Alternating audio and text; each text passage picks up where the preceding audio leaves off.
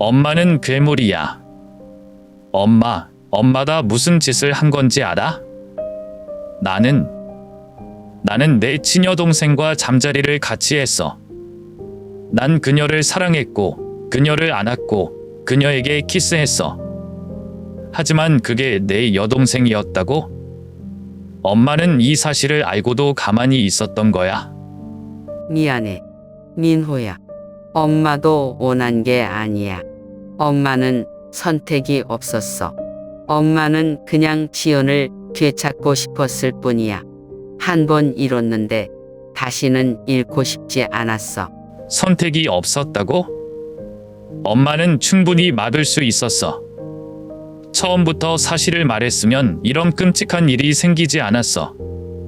그런데 엄마는 그냥 지켜보기만 했다고? 엄마는 내가 근친을 저지르게 내버려 두고도 죄책감이 없었어? 미안해. 정말 미안해, 민호야. 엄마가 잘못했어. 하지만 엄마는 어떻게 해야 할지 몰라서 너무 무서웠어. 만약 이 사실이 밝혀지면 너도 지연도 너무 고통받을 것 같았어. 엄마는 그저 가족을 지키고 싶었을 뿐이야. 그냥 아무 일도 없는 척하고 싶었어. 엄마는 진짜 미쳤어. 엄마는 다 알면서도 내 눈앞에서 아무렇지도 않게 행동했다고? 엄마는 내가 지연을 아내라고 부르고 그녀와 함께 잠자리에 들고 매일 사랑한다고 말하는 걸 보면서도 아무렇지 않았어? 엄마는 내가 이 사실을 알았을 때 내 인생이 어떻게 망가질지 생각이나 해봤어? 엄마가 잘못했어. 정말 잘못했어. 하지만 민호야, 넌 내 아들이야. 제발 엄마를 버리지 마. 엄마는 내 인생에서 죽었어. 이제 내 앞에서 다신 나타나지 마. 영원히 묻힌다면 아마도 삶은 평온할 것이라는 비밀들이 있다. 하지만 일단 진실이 밝혀지면 그것은 모든 것을 파괴할 수 있고 사람들을 탈출구 없이 절망의 심연 속으로 몰아넣을 수 있다. 저는 평범한 삶을 살았다고 믿었습니다. 나는 상실과 고통을 겪었지만 여전히 일어나 계속 걸었다. 저는 사랑하고 재혼하고 새로운 가정을 꾸리려고 노력하며 마침내 행복을 찾을 수 있다고 믿습니다. 그러나 딸의 순진한 질문 하나가 모든 것을 뒤흔들었다. 몇 년 동안 감춰져 있던 비밀이 차츰차츰 벗겨지고 한 겹 한 겹 찢어지는 장막처럼 드러나면서 너무나 잔인한 사실이 드러났다. 의욕이 불붙기 시작했다. 거짓말이 들통났어요. 한편의 녹음은 내가 상상도 하지 못했던 끔찍한 진실을 드러낸다. 내가 가장 사랑하는 아내, 내 평생을 함께 할 것이라고 믿는 아내는 내가 받아들일 수 없는 신부를 가지고 있는 것으로 밝혀졌다. 제 어머니는 제가 가장 믿었던 없던 일이 일어나도 항상 저를 보호할 거라고 생각했던 사람이 저를 이 비극으로 몰아넣은 사람이었음이 밝혀졌습니다. 내 평생 내가 믿었던 모든 것들이 순식간에 완전히 무너졌다. 나는 손을 놓고 모든 것을 끝내기로 선택했다. 저는 이혼했고 어머니를 떠났고 과거와 모든 연결고리를 끊었습니다. 하지만 아무리 멀리 가더라도 나는 여전히 일어난 일을 벗어날 수 없다. 그 기억들은 매일 밤 여전히 나를 따라다니고 그 상처들은 아직 실제로 치유된 적이 없다. 저는 제 딸을 보며 제 결정이 정말 옳은 것인지 궁금합니다. 나는 이 비극으로부터 그녀를 보호하기 위해 모든 것을 했지만 아마도 나 자신도 탈출구를 찾지 못했을 것이다. 용서해도 될까요? 없던 일로 해도 되나요? 아니면 나는 영원히 이 고통과 고통 속에서 살 것인가? 그리고 만약 당신이었다면 당신은 무엇을 했을까요? 서울 마포구의 한 작은 아파트에 사는 38세의 차민호라고 합니다. 밖에서 보면 내 삶은 다른 많은 남자들처럼 평범해 보인다. 낮에는 무역회사에서 일하고 저녁에는 집에 와서 아내와 6살 난 아들과 함께 식사를 합니다. 주말에는 가족과 함께 한강변을 따라 산책을 하고 때로는 어머니를 보기 위해 종로로 차를 몰고 간다. 저는 항상 제가 효도하는 자녀, 헌신적인 아버지, 가족을 위해 헌신하는 남편이라고 믿습니다. 제 삶은 매우 단순했습니다. 폭풍도 놀라움도 없다. 아니면 적어도 저는 그렇게 생각했었습니다. 하지만 지금은 아무것도 확실하지 않아요. 내 앞에는 하얀 종이 한 장이 놓여 있었다. 펜을 들고 펜을 내려놓고 여러 번 쓰고 또 썼지만 보낼 용기가 있었던 적은 한 번도 없었다. 급히 썼다가 다시 그어져서 하나하나의 낙서가 망설임으로 가득하다. 나는 이 편지를 어머니에게 보내고 싶지만 시작할 때마다 어떻게 써야 할지 모르겠다. 저는 질문이 너무 많지만 만약 그 질문들이 쓰여진다면 그 질문들은 부인할 수 없는 진실이 될까 두렵습니다. 별표 엄마, 이 사실을 어떻게 해야 하죠? 별표. 그 질문은 내 마음의 저주처럼 계속 맴돌았다. 아무것도 모른 척하고 싶지만 엄마를 볼 때마다, 가족을 볼 때마다 마음이 울렁거려요. 나는 어머니의 보관실에서 우연히 오래된 파일을 발견했던 어느 평화로운 가을 오후의 그날을 생생하게 기억한다. 석영비디 창틀을 통해 비쳐 바닥에 옅은 주황색으로 펼쳐져 있다. 아들에게 자랑할 어린 시절 사진을 몇 장 찾으려다 색이 바랜 리본으로 묶인 낡아 빠진 종이 뭉치를 만지작거리며 손이 멈췄다. 무엇이 나로 하여금 그것을 열게 했는지 모르겠다. 호기심인 것 같아요. 아마 보이지 않는 불안감일 것이다. 안에 있는 종이들은 시간이 지나면서 누렇게 변했고 잉크도 퇴색했지만 한 줄 한 줄 눈을 훑어보니 가슴이 꽉 막히는 것 같다. 낯선 이름이 그 위에 나타났다. 하루는 내가 가진 어떤 기억과도 일치하지 않는다. 그리고 끔찍한 진실이 서서히 떠올라 제가 믿었던 모든 것을 무너뜨렸습니다. 저는 제 삶이 안정되어 있다고 생각했고 제 가족을 잘 알고 있다고 생각했습니다. 하지만 알고 보니 저는 수년 동안 숨겨진 진실 속에 살아왔습니다.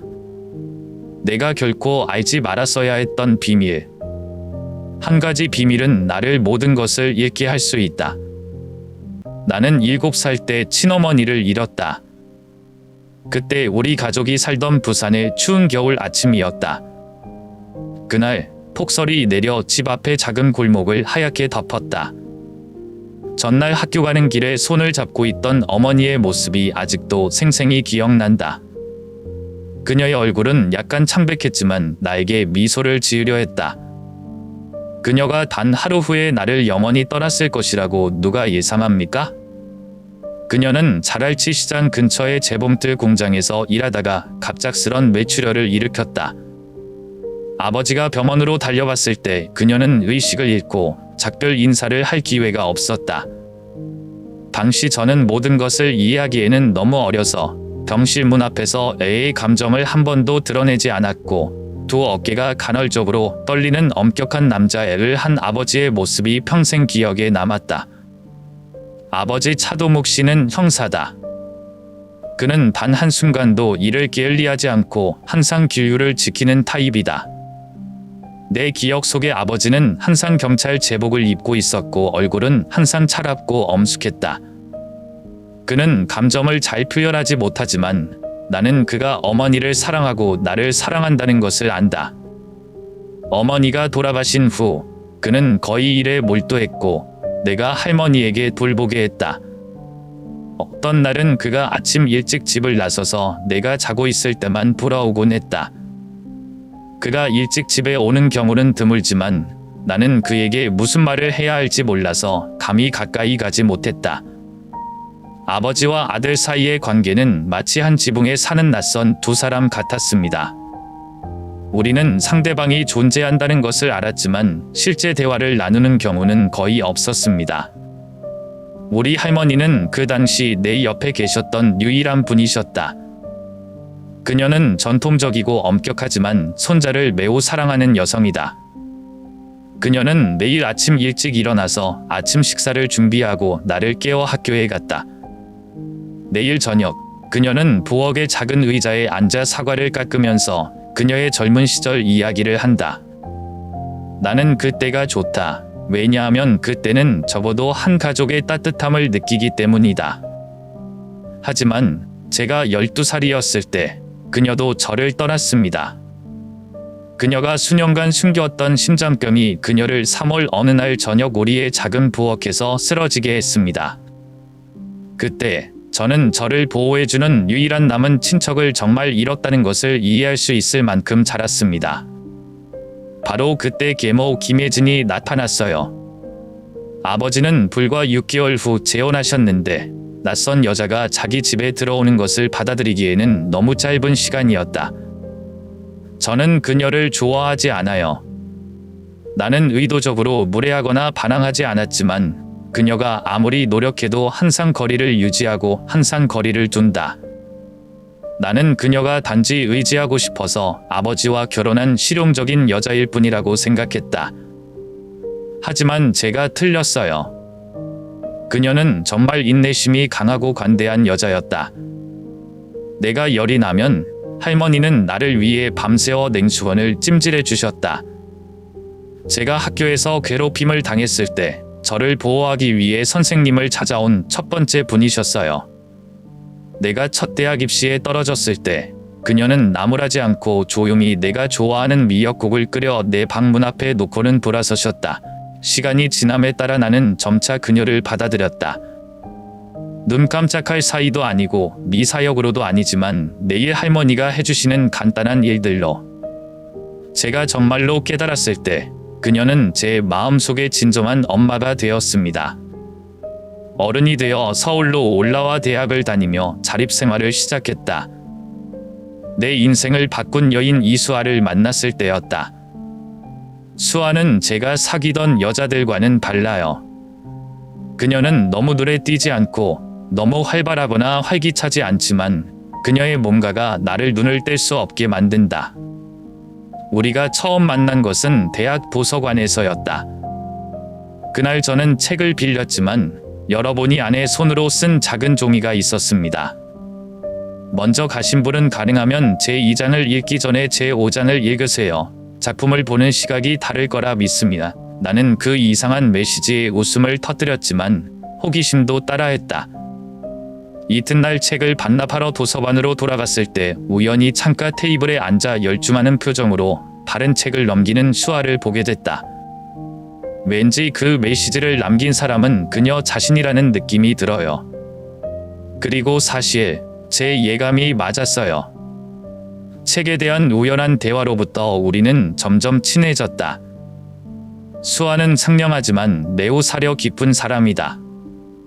그녀는 몇 시간이고 잠자코 내 말을 들을 수 있었지만 때로는 간단한 한마디로 밤새도록 생각하게 만들 수도 있었다. 나는 전에 누구도 사랑하지 않았던 방식으로 그녀를 사랑했다. 졸업 후에 우리는 결혼했다.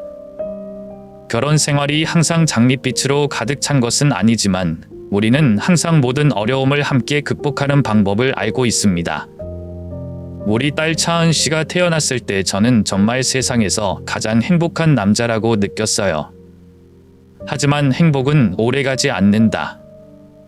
하은이 3살 때 수아는 난소암 말기 판정을 받았다. 내 인생에서 가장 끔찍한 시기였다.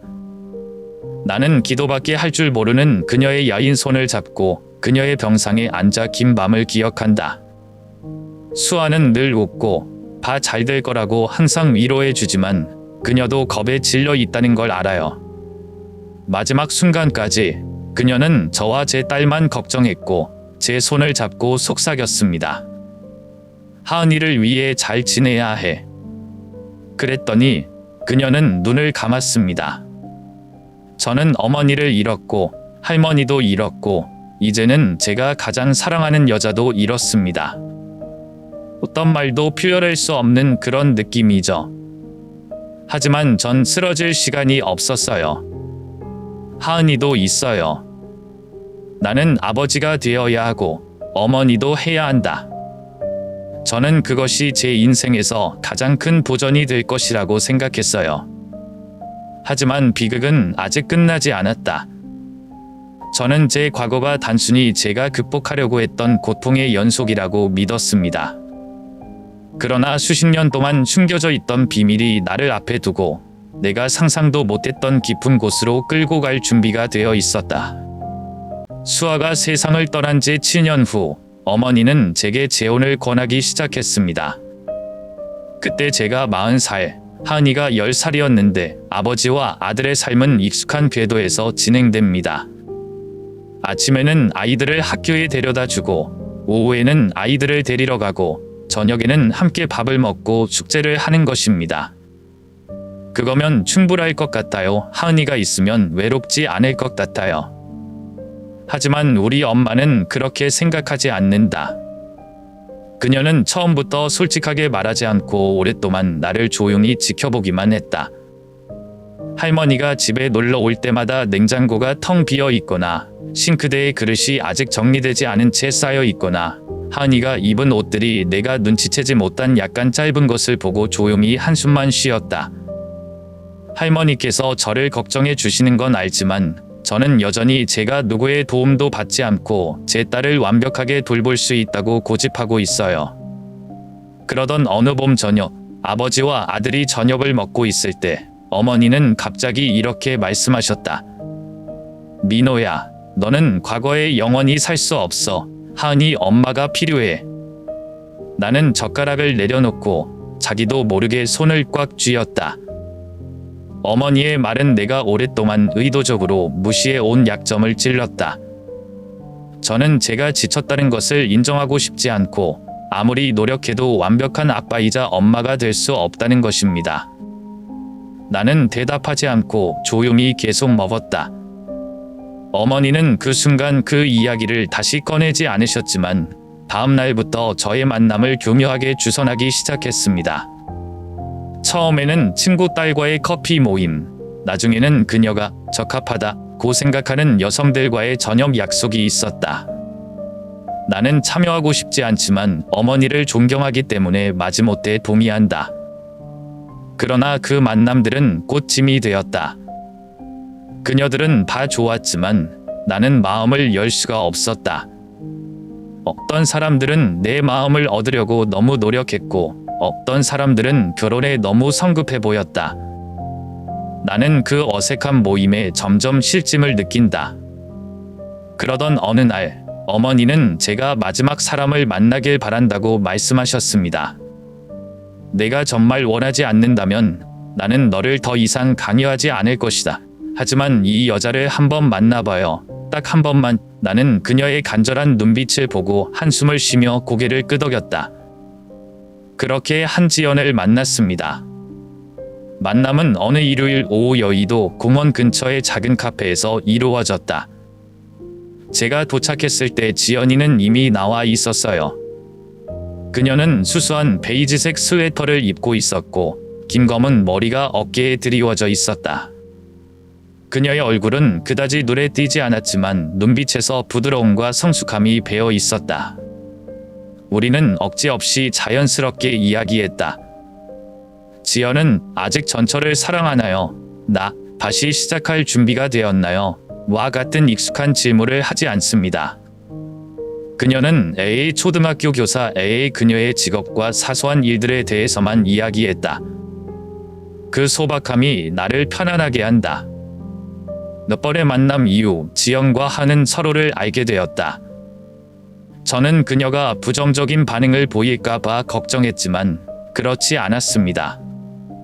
지연은 수아를 대신하려고 하지 않고 하은에게 자신을 엄마라고 부르도록 강요하지도 않는다. 그녀는 단지 그녀가 필요할 때만 출석한다. 하은이가 열이 나면 지연이 옆에서 죽을 끓여주고 이야기를 읽어준다. 하은이가 나쁜 점수를 받을 때는 나무라지 않고 인내심을 갖고 강의를 다시 한다. 조금씩 하은이가 지연이랑 친해지기 시작했어요. 그것이 제 마음을 열게 했습니다.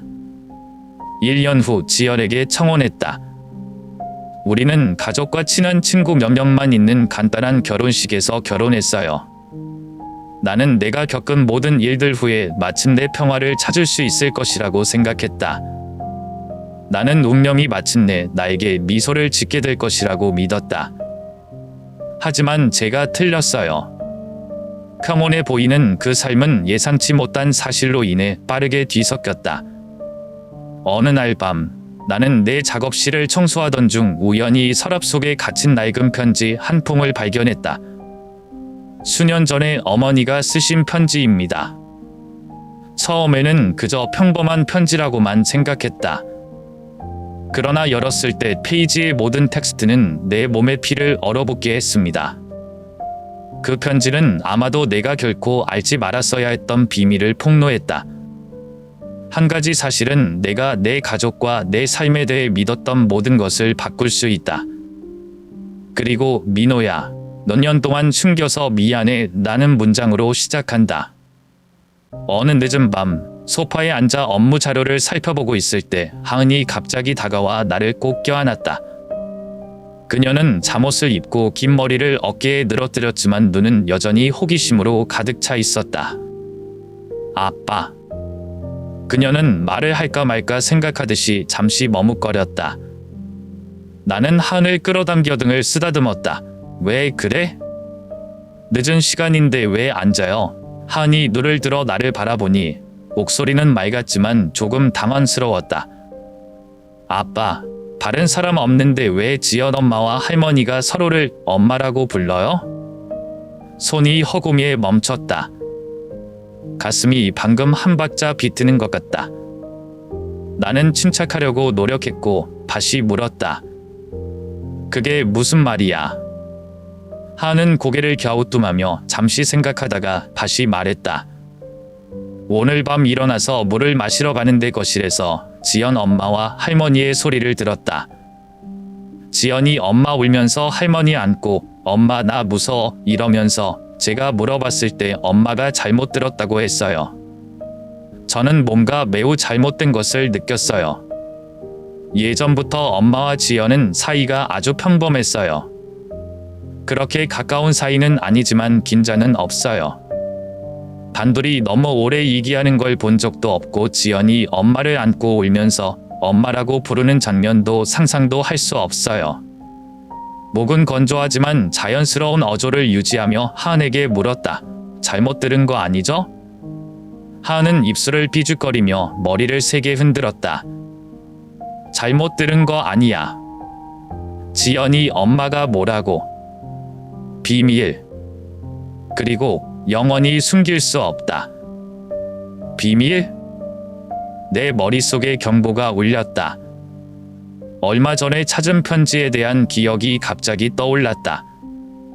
나는 그 편지에 대해 아무에게도 말한 적이 없다. 왜냐하면 나는 여전히 내 스스로 그 안에 있는 것을 해독하려고 하기 때문이다. 하지만 지금은 모든 것이 점점 더 연결되어 가는 것 같습니다. 하은의 머리를 가볍게 쓰다듬으며 안도의 미소를 지었다. 좋아, 내가 이걸 알아볼게. 걱정 안 해도 돼. 하은은 고개를 끄덕이며 내 가슴을 잠시 비벼대더니 길게 하품을 했다. 나는 그녀를 방으로 데리고 들어가 조심스럽게 담요를 덮었다. 하지만 다시 거실로 돌아왔을 때 나는 불안감을 금할 수 없었다. 핸드폰을 켜서 지연이랑 문자하려고 했는데 망설여지네요. 단도직입적으로 묻는다면 그녀는 진실을 말할 것입니다. 하은이가 들은 게 사실이라면 지연이는 뭘 숨기고 있는 거야? 그리고 가장 중요한 것은 왜 우리 엄마가 이 일에 관여했을까? 그날 밤 저는 잠을 잘 수가 없었어요. 머릿속에 단 한 가지 질문이 있습니다. 지연이랑 엄마가 지금 숨기고 있는 비밀이 뭐예요? 하은이가 지연이 엄마와의 이상한 대화에 대해 얘기하던 날 밤부터 신경이 많이 쓰였어요. 처음에는 너무 많은 생각을 하고 있는 것 같다.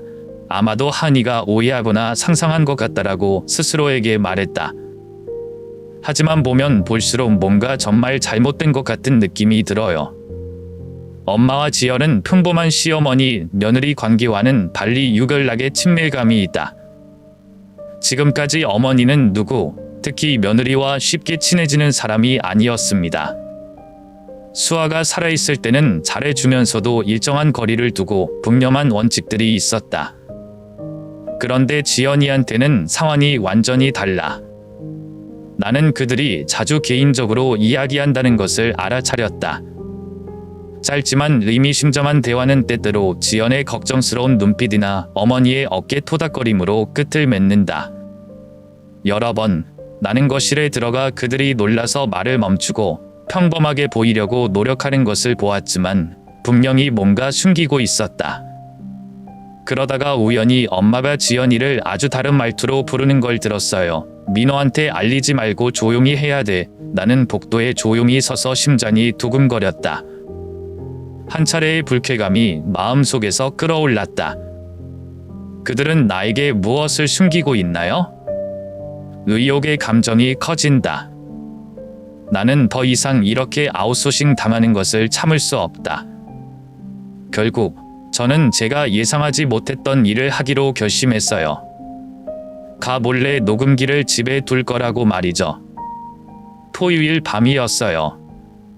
지연에게 당신을 만나러 나갈 일이 있다고 말했는데 실은 차 안에 앉아 아파트 근처의 구석진 곳에 주차되어 기다리고 있었어요. 녹음기는 엄마와 지연이 자주 앉아 이야기를 나누는 것일 책상 밑에 놓여 있다. 약 1시간 후 저는 돌아와서 장비를 챙겨서 곧바로 사무실로 가서 문을 꼭 닫았습니다. 나는 이어폰을 끼고 재생 버튼을 눌렀다. 처음에는 접시 부딪히는 소리, 의자가 움직이는 소리, 한숨 소리에 그냥 잡음들 뿐이었다.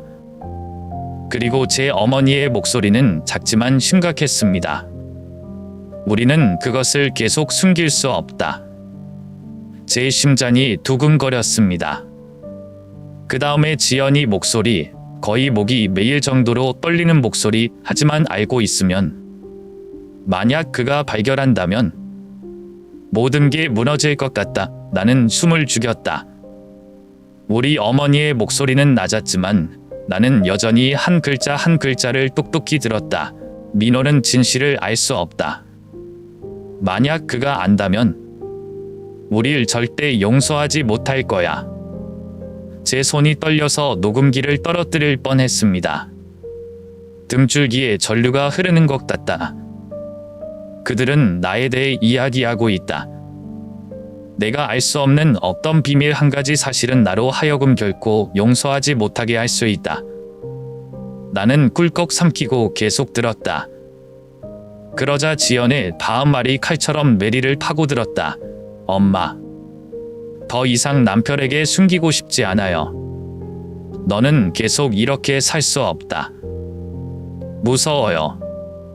언젠가 그가 알아챌까봐. 나는 헤드폰을 갑자기 뽑았고 심장이 마구 뛰었다. 뭔데? 그녀는 뭐야? 전율이 내 몸을 따라 달렸다. 내 목은 바짝 말랐고 마음은 일련의 미친 가설로 가득 찼다. 주변 세상이 다 무너지는 느낌이에요. 그들이 숨기고 있는 비밀. 도대체 뭐야? 나는 거의 감각이 없다. 온몸이 마비되고 머리가 멍했다. 제 귀에는 지금도 녹음에서 엄마와 지연의 목소리가 맴돌고 있습니다. 단어 하나하나가 마치 제 마음속에 칼처럼 박혀 있거든요. 저는 엄마의 딸입니다. 당신을 다시 갖기 위해 평생을 바쳤어요. 그게 무슨 뜻이죠? 전부터 알고 있던 엄마? 알고 있던 지연이? 그럼 저는요? 왜 이 사실에 대해 아무것도 모르는 사람은 나뿐인가?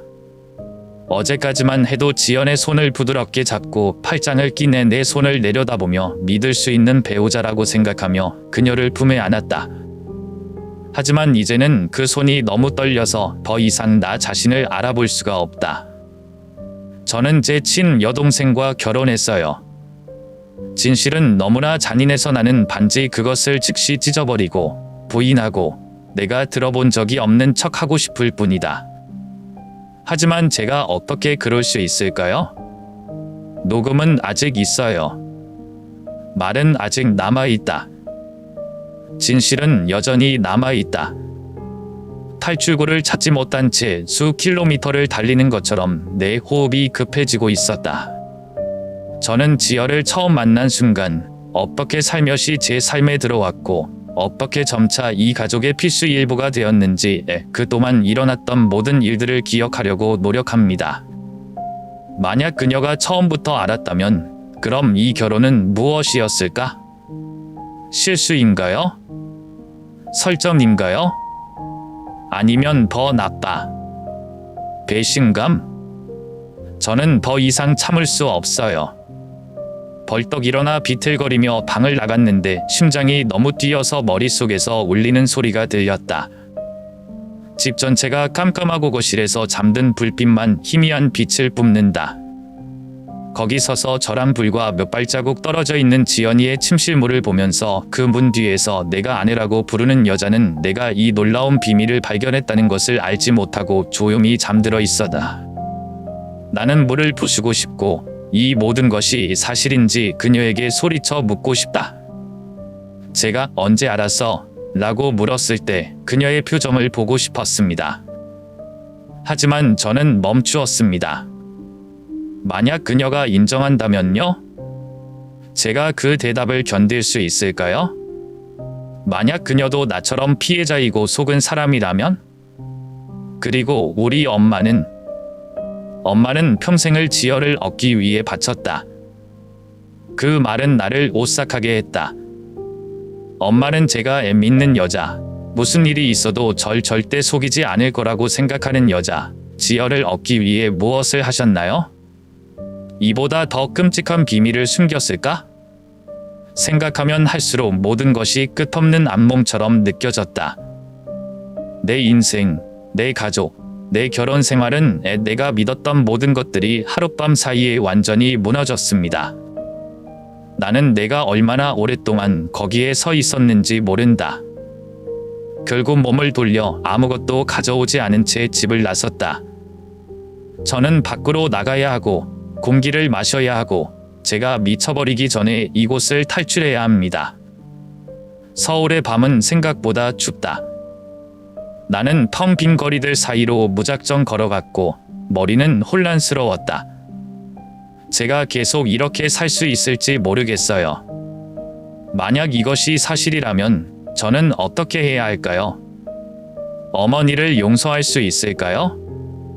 지연이를 용서할 수 있을까요? 아니면 내 자신의 정의를 찾기 위해 모든 것을 파괴해야 할까요? 강한 바람이 불어와 등줄기가 시리도록 불었다. 나는 고개를 들어 음산한 밤하늘을 바라보며 혹시 높은 곳에서 누군가가 나를 비웃고 있는 것은 아닐까 하고 생각했다. 한 남자는 한때 자신이 평화로운 가정, 좋은 아내, 안정된 삶을 살고 있다고 생각했다. 알고 보니 처음부터 끝까지 속아 넘어가는 불쌍한 놈이었다. 그리고 가장 끔찍한 것은 내가 진실을 직시할 용기가 있는지 모른다는 것이다. 어떻게 집으로 달려갔는지 기억도 안 나고 서울이 추운 밤중에 다리가 통제 불능인 줄만 알았습니다. 피곤해서가 아니라 가슴 속에서 끓어오르는 분노 때문에 가슴이 두근거렸다. 몇 년 동안 배신당하고 속고 바보로 변했다는 느낌이 나를 거의 미치게 했다. 문 앞에 도착했을 때 나는 지체하지 않고 바로 문을 밀고 들어왔다. 지연이랑 엄마가 거실에 앉아 있는데 방금 대화한 것 같아요. 제가 나오는 걸 보고 둘이 같이 돌아왔어요. 어머니는 놀라셨고 지연은 창백했습니다. 나는 녹음기를 책상 위에 던졌고 화가 나서 목이 쉬었다. 별표 설명해. 둘이 뭐 했어요 별표. 반은 침묵에 빠졌다. 엄마는 얼굴이 창백하고 지연이는 울음을 터뜨렸어요. 그녀가 손을 들어 입을 막자 눈가에 눈물이 고였다. 나는 분노와 고통으로 그녀를 바라보았다. 이 여자는 제가 사랑하고 믿고 아내로 여기고 평생의 동반자로 여기고 있는 여자입니다. 하지만 이제 남은 것은 거짓뿐이었다. 지연의 목소리는 뭉클했고 한마디 한마디가 떨렸다. 별표 미안해. 민호. 몰라. 당신을 사랑할 때 우리가 혈연 관계인 줄 몰랐어요. 별표. 나는 탁자를 3개 내려쳐서 그 위에 놓인 물컵이 흔들리게 했다. 나는 비명을 질렀고 분노에 찬 목소리로 별표. 왜 알았을 때 당신은 계속합니까? 엄마는요? 처음부터 알고도 이런 일이 일어나게 놔두다니. 별표. 어머니는 떨면서 두 손을 꼭 잡았다. 오랜 시간이 걸려서 그녀는 방의 무거운 침묵 공간을 찢는 것처럼 한마디 한마디 목소리를 높였다. 별표. 지연은 전 결혼 때부터 어머니의 딸이었습니다. 하지만 시댁에서 어머니가 버림받았을 때 그들은 그녀를 빼앗아 갔어요. 엄마는 갈 수밖에 없었다. 어머니는 수년 동안 그것을 찾고 계셨다. 그리고 운명은 그것을 우리에게 다시 가져다 주지만 아이러니한 상황에서 별표. 나는 쓴웃음을 지었다. 별표. 운명이요? 엄마는 모든 것을 알지만 여전히 조용히 내가 여동생과 결혼하는 것을 지켜보고 있니? 별표. 어머니는 비틀거리다가 갑자기 내 앞에 무릎을 꿇고 눈물이 쏟아져 나왔다. 나는 어머니가 이렇게 우는 것을 본 적이 없고 이렇게 절망적인 것을 본 적이 없다. 하지만 그게 무슨 뜻일까요? 그녀가 한 일은 진실을 바꿀 수 없다. 별표. 엄마는 돌아가신 아이만 다시 낳고 싶다. 용서해 주세요. 별표. 그녀의 목소리는 끊겼고 눈은 후회와 고통으로 가득 차 있었다. 그러나 나는 조금도 치근함을 느낄 수 없었다. 분노, 혐오감, 배신감이 내 마음을 사로잡았다. 나는 한 발짝 물러섰다. 머리가 멍하고 가슴이 아팠다. 나는 내가 가장 사랑하는 사람들이 그렇게 오랜 세월 동안 나를 속일 수 있다는 것을 믿을 수 없다. 이것은 더 이상 용서할 수 있는 일이 아니다. 이것은 파멸입니다. 비극이에요. 그리고 제가 이 이야기에서 가장 가엾은 사람입니다. 나는 등을 돌렸고 목소리가 너무 차가워서 나도 더 이상 나를 알아볼 수 없었다. 별표. 이제부터 나는 더 이상 어머니의 자녀가 아닙니다. 그리고 저 지연이 우린 부부였던 적이 없어. 그 말을 마치고 나는 지연의 목맨 울음소리와 엄마의 흐느낌을 뒤로하고 집을 나섰다. 그러나 나는 고개를 돌리지 않았다. 왜냐하면 이 순간부터 모든 것이 완전히 끝났다는 것을 알기 때문입니다. 나는 더 이상 어디로 가는지 알지 못한 채 공포에 질려 집을 떠났다. 서울의 밤의 차가운 분위기도 내 마음속에서 끓어오르는 분노와 절망을 진정시키지 못했다. 저도 모르게 발걸음을 옮기고 예전에 지연이랑 손잡고 걷던 길, 하은이를 어깨에 안고 밝게 웃었던 애 낯익은 거리를 배회했다. 하지만 지금은 모든 것이 뒤틀리고 고통스러운 기억일 뿐이다. 나는 밤새도록 열려있는 편의점 앞에 멈춰 섰다. 네온 사인이 깜박이며 이슬에 젖은 노면을 반사했다. 나는 들어가서 맥주 한 캔을 샀고 계산대 앞에 조용히 서 있었고 머리가 멍했다. 계산원은 눈을 들어 나를 쳐다보았고 아마도 내 얼굴에서 놀란 표정을 보았지만 아무 말도 하지 않았다. 나는 밖으로 나와 근처 공중 벤치에 앉아 맥주캔의 뚜껑을 열고 길게 한 모금 마셨다. 시원한 액체가 목구멍으로 흘러내렸지만 내 마음의 고통을 덜어주지는 못했다. 나는 모든 것에서 도망치고 싶다. 이 거짓된 삶으로부터 이곳에서 사라지고 싶다. 그러다 한 생각이 혜연의 애를 가슴 졸이게 했다. 그녀는요? 그녀는 결백하다. 이 모든 비극에서 그녀는 잘못이 없습니다. 하지만 제가 손을 떼면 그녀의 삶은 어떻게 될까요? 나는 눈을 감고 생각을 정리하려고 노력했다. 항상 하은이를 앞세운 좋은 아버지가 되려고 노력했어요. 하지만 이제는 더 이상 그렇게 할 수 있을지 확신이 서지 않습니다. 내가 사랑했던 여자가 친동생이라는 것을 알았을 때 어떻게 계속 평소와 같이 살 수 있을까요? 내가 어떻게 한이를 보고 다 괜찮은 척 할 수 있어? 내 주머니에 있던 전화가 울렸다. 빼서 화면에 지연이라는 이름이 나왔어요. 전화를 안 받아요. 그러자 어머니로부터 민호야, 집에 가. 한 번만 더 엄마 설명을 들어봐. 나는 쓴웃음을 지었다. 추가 설명? 뭐와 더? 어떤 설명도 진실을 바꿀 수 없다. 서울 하늘을 올려다보면 오늘 밤은 고층 건물들이 불빛으로 환하게 빛나고 거리는 밤늦어도 분주하다. 세상은 계속 불고 있지만 나는 내가 뒤처진 것 같다. 혼란스럽고 방향을 잃은 사람이 더 이상 자신의 진정한 가족인지 모른다. 그런데 한 양이 또 떠올랐어요. 나의 어린 딸, 밝은 미소와 순수한 눈빛. 그녀는 이전 세대가 저지른 실수의 결과를 감수할 가치가 없다. 엄마를 미워할 수도 있고 지연이를 절대 용서하지 못할 수도 있지만 한이의 손을 놓을 수도 없다. 나는 한숨을 쉬며 내 머릿속의 모든 혼란을 지우려는 듯 손을 얼굴에 힘껏 비볐다. 다음에 뭘 해야 될지 모르겠지만 확신하는 게 하나 있는데 무슨 일이 있어도 한의 아버지다. 저는 딸이 하나뿐인 아버지를 잃게 할 수는 없어요. 미완성된 맥주캔을 버리고 일어나서 차가운 밤바람과 싸우기 위해 옷 지퍼를 더 높이 올렸다. 나는 더 이상 도망갈 수 없다. 나는 아무리 고통스러워도 현실을 직시해야 한다. 그리고 내가 가장 먼저 해야 할 일은 하은 양에게로 돌아가는 거죠. 며칠 동안 여기저기 헤매다 보니 많은 생각이 들었다.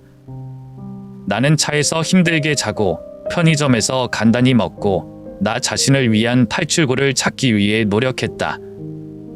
하지만 생각하면 할수록 그 모든 것을 끝내는 것 외에 다른 길은 없다는 것을 깨달았다. 어떤 이유로든 변명을 해도 진실은 진실이다. 지연과 저는 혈연 관계이고 이 결혼은 원래 존재하지 않아야 합니다. 학교에서 한이를 데려온 뒤 친한 친구 집에 데려다 주고 집으로 돌아왔어요. 아파트는 변함없이 그대로였지만 분위기가 무거워 숨이 막힐 지경이었다. 지연이 의자에 앉아 있는 거실로 들어가니 눈시울이 붉어졌다. 그녀는 눈에 띄게 여의었고 머리카락은 늘어져 있었고 얼굴은 초췌했다. 그녀는 나를 보자 이 순간만을 기다렸다는 듯이 벌떡 일어섰다. 나 왔어. 그녀의 목소리가 쉰다. 고개를 끄덕였지만 눈빛에는 따뜻함이 남아있지 않았다. 나는 주머니에서 한 묶음의 종이를 꺼내 탁자 위에 놓았다. 우리는 계속할 수 없다. 나 자신도 모르게 낮은 목소리가 들릴 정도로 차갑게 말했다. 지연은 아연실색하여 앞에 있는 이혼 서류 뭉치를 응시했다. 순간 그녀는 자신의 귀를 믿을 수 없다는 듯했다. 그러나 그녀의 눈은 절망으로 가득 차 있었고 그녀의 얼굴에는 눈물이 고였다. 그녀는 무릎을 꿇고 내 다리를 껴안고 흐느껴 울었다. 제발, 너 없인 못 살아. 나는 눈을 감고 마음의 고통을 참으려고 노력했다. 나도 아팠지만 우리는 계속 모든 것이 괜찮은 척 할 수 없었다. 나는 고개를 숙이고 그녀의 손을 부드럽게 떼고 고개를 저었다. 함께 있을수록 더 고통스러워. 지연은 딸꾹질을 하며 어깨를 떨었다. 그녀는 종이 뭉치를 꽉 쥐어 뜯기만 하면 모든 것이 예전으로 돌아간다는 듯이 했다. 하지만 그럴 리가 없어요. 우리는 고개를 돌리기에는 너무 멀리 갔다. 나는 그녀를 마지막으로 보고 더 이상 말하지 않고 돌아서서 걸어갔다. 이번에는 정말 이곳을 떠났다. 그리고 몇 년이 지나도 이 상처는 절대 낫지 않을 것이라는 것을 안다. 그날 저녁 지연이를 떠난 후 마지막으로 엄마 집으로 돌아왔습니다. 저는 할머니를 다시 뵙고 싶지는 않지만 분명히 끝내야 할 일들이 있다는 것을 알고 있습니다. 비가 부슬부슬 내리고 그녀의 집으로 이어지는 길은 어두컴컴하고 희미한 가로등만 땅 위에 얼룩덜룩한 물자국을 비추고 있다.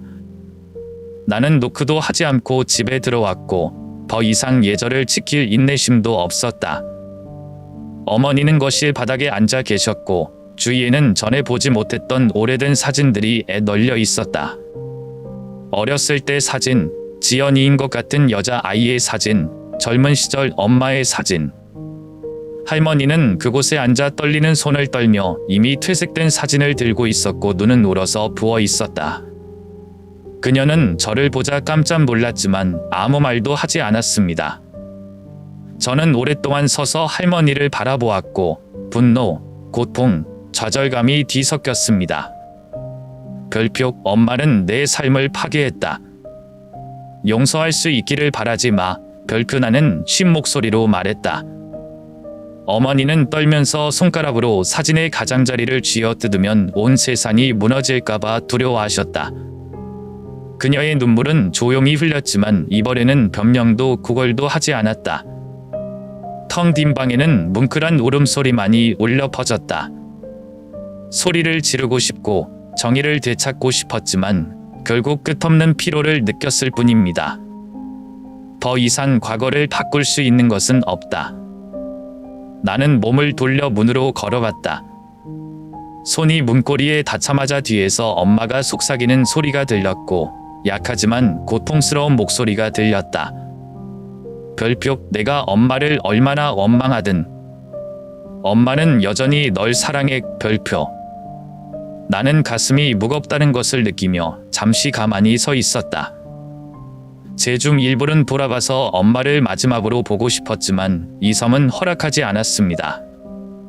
그녀는 나를 사랑한다고 말했지만 그 사랑은 내 인생을 비극으로 만들었다. 고개를 돌리지 않고 나는 문을 열고 걸어갔다. 서울의 밤은 뼛속까지 추웠지만 나는 아무 느낌도 나지 않았다. 왜냐하면 제 안에는 모든 것이 완전히 얼어 있었기 때문입니다. 1년 뒤 류지로 돌아와 수아엘 묘비 앞에 섰다. 이곳의 공간은 여전히 여느 날처럼 고요하고 바람소리만 외딴 나무 줄기를 스치고 지나간다. 오늘 서울의 하늘은 잿빛으로 곧 비가 올 것이라는 신호이다. 나는 무릎을 꿇고 하얀 국화 다발을 무덤 위에 얹고 볼에 새겨진 이름을 손으로 부드럽게 쓰다듬었다. 수아는 영원히 변함없이 여기 있고 나만 완전히 다른 사람이 된 거야. 별표, 저는 제가 몰랐으면 하는 비밀을 발견했어요. 그런데 이제 어떡하죠? 별표 나는 중얼거렸고 고통이 아직 진정되지 않았기 때문에 목소리가 쉬었다. 답이 없는 질문, 앞으로 어떻게 나아가야 할지 모르는 갈림길. 나는 눈을 감고 추억이 새록새록 떠오르도록 했다. 수아가 살아있을 때 내 인생이 이렇게 잔인한 비극에 빠질 줄은 꿈에도 몰랐다. 행복한 가정을 꾸린 적도 있고 수아를 잃어도 한이 있고 살아갈 이유가 하나 더 있다고 생각한 적도 있다. 하지만 지금 일어난 모든 일들 후에 저는 제 자신, 사람, 심지어 믿음의 모든 것을 잃어버린 것 같은 느낌이 들어요. 지연이랑 이혼했고 엄마랑 연락이 끊겼어요. 제가 떠나던 날 밤 이후로 지연이도 붙잡으려 하지 않아요. 그녀는 더 이상 아무 말도 하지 않고 이혼 서류에 서명했고 내가 결코 열어볼 용기가 없었던 편지 한 통만 남겼다. 그리고 우리 엄마도 더 이상 나를 찾지 않는다. 아마도 그녀는 내가 정말 용서할 수 없다는 것을 이해했을 것이다. 모든 것이 그렇게 끝나지만 나는 여전히 내 마음의 궁허감에서 벗어날 수 없다. 나는 담배 한 대를 꺼내 불을 붙인 밤 길게 숨을 들이쉬었다. 나는 담배를 자주 피우지 않지만 지난 몇 달 동안 나는 이 습관을 갖게 되었다. 나는 하얀 연기가 바람에 흩어지는 것을 바라보며 공중으로 연기를 내뿜었다. 수아야, 내가 살아있다면 내가 어떻게 해야 하는지 말해줄래? 저란 한이만 남았어요. 내가 심혈에 빠지지 않도록 지켜준 것은 그녀뿐이었다. 한이를 데리고 서울을 나와 바다 근처의 작은 도시로 이사를 갔다. 저는 그녀에게 성인의 비극에 사로잡히지 않는 삶을 새롭게 시작하고 싶었습니다. 하지만 어디로 가든지 나는 진실로부터 도망칠 수 없다. 그 상처는 여전히 남아 있으며 영원히 아물지 않는 흉터이다. 강한 바람이 불어 마른 나뭇잎들이 흩어졌다. 나는 담배를 비려 끄고 일어나서 마지막으로 묘비를 보았다. 별표, 당신은 계속 살아야 해요. 그렇죠? 별표, 나는 아무도 대답하지 않을 것을 알면서도 물었다. 하지만 적어도 수아 씨 앞에서는 저 자신에게 솔직할 수 있어요. 나의 발걸음은 음산한 하루의 추위에 싸늘한 무덤 뒤에 남겨둔 채 천천히 떠났다. 미래가 어떨지 모르겠지만 어쨌든 저는 한 일을 위해서, 그리고 아마도 저를 위해서 애살아야 한다는 것을 알고 있습니다. 지연은 이혼 후 한국을 떠났다. 직접적인 작별 인사도 문자나 전화도 없었다. 나는 그녀가 캐나다로 이사갔다는 소식을 공동 친구를 통해서만 알았고, 아무도 그녀의 과거를 모르는 곳에서 처음부터 다시 시작했다. 둘 다에게 가장 좋은 일인 것 같아요. 어찌됐든 여기 머무는 것이 모든 것을 더 아프게 할 뿐이다. 하지만 아무리 멀리 가더라도 지연이의 마음의 상처는 절대 낫지 않을 거라는 걸 알고 있어요. 나와 마찬가지로 그녀는 우리 중 누구도 원하지 않는 비극에 대한 후회와 고통으로 영원히 살 것이다. 저는 그날 지연이가 알고 나서 바로 진실을 말하기로 선택했다면 다른 방식으로 끝날까? 라고 의아해한 적이 있습니다. 그녀가 모든 것이 폭로되기 전에 떠날 만큼 용감했다면 아마도 나는 그 악몽을 겪지 않았을 것이다. 하지만 결국 우리는 모두 과거의 잘못된 소용돌이에 휘말린 불쌍한 사람들입니다. 아무리 비난하고 화를 내도 나는 그녀를 진정으로 사랑하는 순간이 있었다는 것을 부인할 수 없다. 그것이 가장 쓰라린 것이다. 우리 엄마는? 그날 밤 이후로 저는 할머니를 다시 보러 오지 않았습니다. 나는 전화번호를 바꾸고 이사를 가고 연락을 완전히 끊었다. 나는 그녀가 여전히 내가 용서할 날을 기다리고 있는지, 그녀가 어떻게 살고 있는지 모르겠다. 한 번은 친척으로부터 할머니께서 고향인 전주로 돌아가셔서 외할머니의 예전 집에서 혼자 사셨다는 소식을 들은 적이 있다. 그러나 나는 그것을 확인하고 싶지 않다. 용서한다고요? 제가 할 수 있을지 모르겠어요. 나는 더 이상 예전처럼 화를 내지 않지만 모든 일이 일어나지 않은 척하면서 예전으로 돌아갈 수 없다. 할머니를 생각할 때마다 그날 제게 무릎을 꿇고 애원하던 그녀의 절망적인 눈빛이 떠오릅니다. 제 중 일부는 전화를 걸고 싶고 할머니가 잘 지내시는지 물어보고 싶어요. 하지만 저는 멈췄어요. 할머니의 목소리가 들리면 변명이나 국어를 들으면 마음이 또 부드러워질까봐 두려웠기 때문이다. 그러고 싶지 않아요. 인생은 계속된다. 서울은 여전히 시끌벅적하고 시끌벅적하지만 내 안에는 영원한 공허한 구석이 있다. 지연이 꿈꿨던 밤도 있었고 엄마를 받고 모든 것이 무너지기 전에 그 시절로 돌아간 자신을 본 적도 있었다. 하지만 깨어났을 때 저는 혼자 남았고 방 안은 무서울 정도로 조용했습니다. 아마 시간은 내가 잊게 해줄 거야.